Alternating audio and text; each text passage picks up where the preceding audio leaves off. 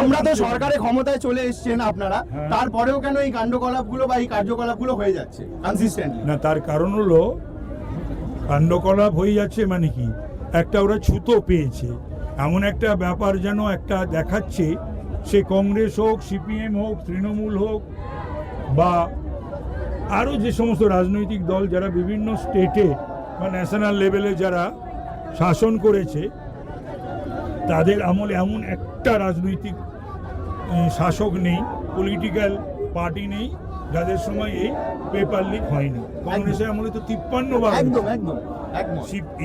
তৃণমূলের আমলে তো 7 বার হয়েছে। কিন্তু তারপরে এই অসভ্যতা মিটা কেন? এই রাস্তায় বার অসভ্যতা ওদের করতে হবে, তার কারণ হচ্ছে একটা অরাজক অরাজক পরিস্থিতি, একটা অস্থিরতা এবং ললেসনেস দেখানো, উন্নয়ন ব্যাহত করা, এই সমস্ত কাজ করবার জন্যই ইন্ডি জোট তারা এই এখন ভারতবর্ষের নিজেদের পিণ্ডি তো চটকিয়েছে, এবার ভারতবর্ষ বা বাংলার পিণ্ডি চটকাবার জন্য তারা উদ্গ্রীব হয়েছে।